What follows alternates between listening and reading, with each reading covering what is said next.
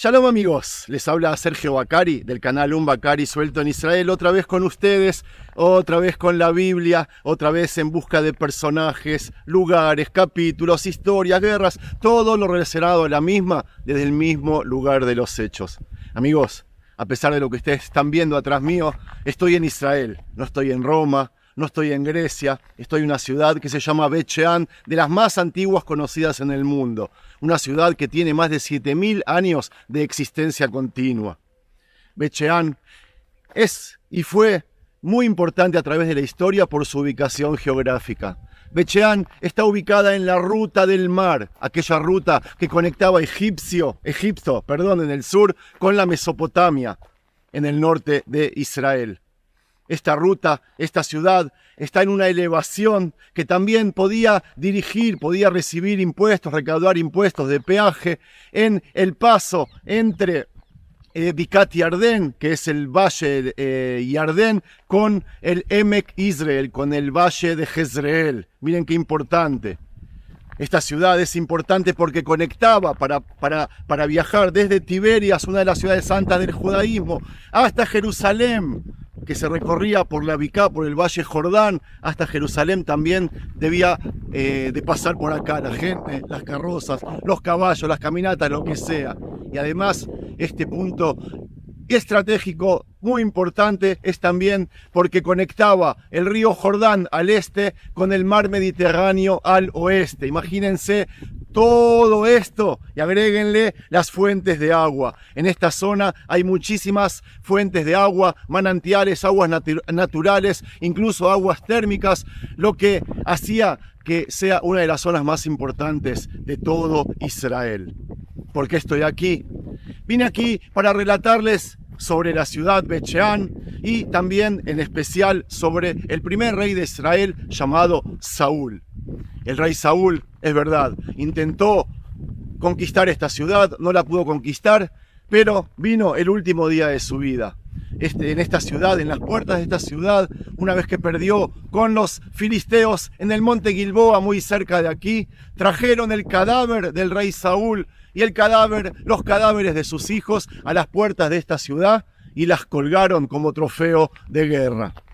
Amigos, vamos a hacer un paseo por esta perla que tiene Israel, escondida, poco conocida. Voy a intentar de filmar lo más que puedo, pero acá 2 días no alcanzan de filmación. Así que cierro la boca, por lo menos acá, y empecemos a caminar y a relatar lo que tengo para relatarles.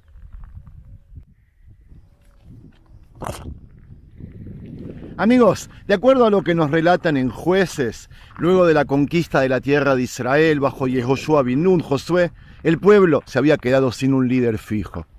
A los líderes de las tribus se los comenzó a llamar jueces y así pasaban los siglos hasta que llegó una época de oro en la que líderes de varias tribus, que aún se llamaban jueces, le encontraron la vuelta a su rol y comenzaron a sobreponerse a esos problemas.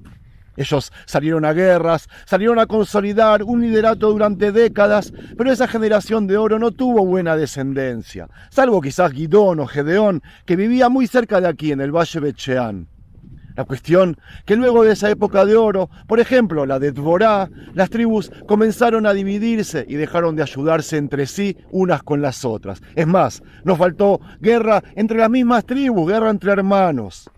Con todo eso, la Biblia nos relata que todas las tribus tenían un solo centro religioso en Shiloh y que al final de esa época de jueces, ese centro había sido destruido por los filisteos. El rey Saúl, aparece por primera vez en las Escrituras, en aquella guerra que además se llevaron de rehén al Arca de la Alianza. El mismo Saúl era uno de los que lo cargaba y fue quien le informó al sumo sacerdote, al gran Cohen Elí en Shiloh, sobre el destino del Arca del Pacto y la muerte de sus hijos, que también estaban cargando con él las tablas de la ley en Eben Haezer. A Elí heredó el profeta Samuel, quien por orden de Dios ungió a Saúl como el rey de Israel. Saúl empezó muy bien, pero sus posteriores acciones de desobediencia arruinaron lo que podía haber sido un gobierno brillante que honrara a Dios sobre la nación de Israel. ¿Cómo alguien que estaba tan cercano a Dios al comienzo podría quedar fuera de control y del fervor de Dios? Para entender cómo se enredaron las cosas en la vida de Shaul, necesitamos saber algo sobre él mismo. ¿Quién fue el rey Shaul? ¿Qué podemos, amigos, aprender de su vida? El nombre Shaul significa deseado o implorado. Vayehi ish mi ben Binyamin ushmo Kish ben Abiel ben Zrur ben Jogat ben Afiach ben ish Yemini gibor Gel. Velo היה בן ושמו שאול, בחור טוב, בן איש מבני ישראל, טוב ממנו ומשכמו ומעלה, גבוה מכל העם. La descripción de su padre Kish nos demuestra que él venía de una familia acomodada. Él, Shaul, pasó a ser el elegido de Dios para dirigir la dispersa nación de Israel, un conjunto de tribus que no tenía un líder central aparte de su Dios y que tampoco tenía un gobierno formal.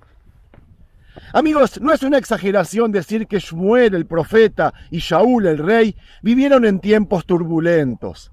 Debido a la constante amenaza de guerra y al deseo de ser como las naciones vecinas, el pueblo presionó a Shmuel para nombrar un rey que los gobernara. Aunque la petición del pueblo para tener un rey no fue agradable a Shmuel, Dios le permitió. El pueblo en esos tiempos había rechazado a Dios como rey, lo había abandonado y había comenzado a servir a otros dioses. Fue ahí cuando Dios le dijo a Shmuel que ungiera un rey. Veatá, shma bekolam, ach ki ha'et ta'id bahem, ve'igatá lahem mishpat hamelech asher imloch alehem. Y fue así que Shmuel lo ungió a Shaul en secreto, antes de ser escogido públicamente al azar. ויקח שמואל את פח השמן, ויצוק על ראשו, וישקההו, ויאמר הלא, כי משכך אדוני אל נחלתו לנגיד. El reinado de Shaul sobre Israel comenzó pacíficamente alrededor del año 1010 a.C., pero la paz no duró mucho. Uno de los eventos más famosos en la vida de Shaul fue el enfrentamiento con los filisteos en el valle de Elá. Allí, Goliat provocó a su ejército 40 días hasta que un joven pastor llamado David bajó al valle y lo mató. Aparte de ese incidente de temor e incertidumbre, Shaul fue un líder militar competente. Él era tan bueno que su gobierno se consolidó con su victoria en Jabes de Glad. Como parte del triunfo, nuevamente fue proclamado rey en Gilgal. Shaul continuó dirigiendo a la nación a través de varias victorias militares en la medida que su popularidad alcanzaba la cumbre. Sin embargo, una serie de errores muy graves, comenzando con ofrecer un holocausto no autorizado, dieron el inicio de la caída de su reinado. La caída vertiginosa de Shaul continuó cuando no pudo eliminar a todos los amalequitas y sus animales como Dios le había ordenado. Haciendo caso omiso de una orden directa de Dios, él decidió perdonar la vida del rey Agag junto con parte de los mejores animales. Él, Shaul, trató de encubrir su transgresión mintiéndole al profeta Shmuel y en el fondo mintiéndole también a Dios. Esta desobediencia fue la gota que colmó el vaso. Beruach Adonai sarami im Shaul ubiatato ruach ra'a me'et Adonai. Dios acababa de apartar su espíritu del alma de Shaul. La ruptura entre Dios y Shaul es posiblemente uno de los más tristes sucesos en todas las escrituras. Aunque Shaul se le permitía servir como el rey por el resto de su vida, él estaba afectado por un espíritu malo que lo atormentaba y le provocaba olas de locura. Los últimos años de Shaul fueron profundamente trágicos, ya que soportó periodos de profunda depresión maniática. Sin embargo, un jovencito se convirtió en la influencia que aliviaba al atribuido rey, tocándole música que temporalmente restauró la cordura del rey. El rey acogió a David como uno de los suyos, pero todo esto cambió cuando David se convirtió en un buen líder militar por sí mismo. Y esto es una historia que todos conocemos. Cuando Shaul comprendió que Dios estaba con David, el rey dedicó su vida a perseguir a David para matarlo. Después de la muerte del profeta Shmuel, el ejército filisteo se juntó en contra de Israel. Shaul, que estaba aterrorizado, trató de preguntarle a Dios, pero éste no le respondió ni por Urim ni por profetas. Aunque él había expulsado a los médiums y espiritistas de la tierra, Shaul mismo se disfrazó de mujer y le preguntó a una adivina de Endor, a 4 kilómetros de aquí, muy cerca. Él le pidió que se pusiera en contacto con Shmuel. Dios intervino e hizo que Shmuel se apareciera ante Shaul. El profeta sentenció el destino del rey con las famosas oraciones. Vayomer Shmuel, velama tishaleni ve'Adonai sar me'aleja, vayehi areja. Vayash Adonai lo, kasher daber veidei, veikara Adonai et mamlacha miadeja, veitana le reeja le David. כאשר לא שמעת בקול אדוני, ולא עשית חרון אפו ועמלק, על כן הדבר הזה עשה לך אדוני היום הזה. ויתן אדוני גם את ישראל עמך בידי הפלישתים, ומחר אתה ובניך עמי, גם את מחנה ישראל ייתן אדוני בידי הפלישתים. Los filisteos efectivamente combatieron con Israel y mataron a los hijos de Shaul, incluido Jonatán. Shaul mismo fue gravemente herido y le pidió a su escudero que lo matara, para que los filisteos no lo torturaran. Pero por miedo, el escudero del rey se negó, así que Shaul tomó su propia espada y se echó sobre ella. Su escudero también hizo lo mismo, ambos se suicidaron.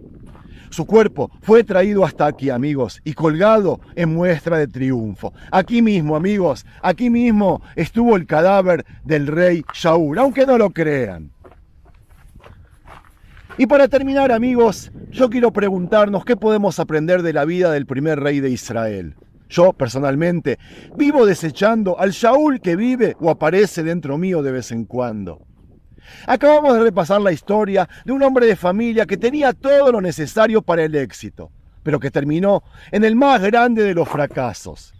Al analizar la vida de Shaul, notamos que su caída comenzó desde su interior y se volcó a cada una de sus actitudes, decisiones y acciones de las que luego se lamentaría profundamente. Amigos, todos tenemos un Shaul adentro. Vamos a ver 6 características negativas de Shaul para aprender qué no hacer. La primera era que era un hombre temeroso e indeciso. Shaul no tenía motivos por qué tener miedo a Dios. El profeta y el pueblo estaban con él en todo al principio. Como nos dice en el Salmo 18, a él me arazen y gel beiten tamim darki. Lo segundo que podemos aprender es que Shaul era un hombre de apariencia y solo eso.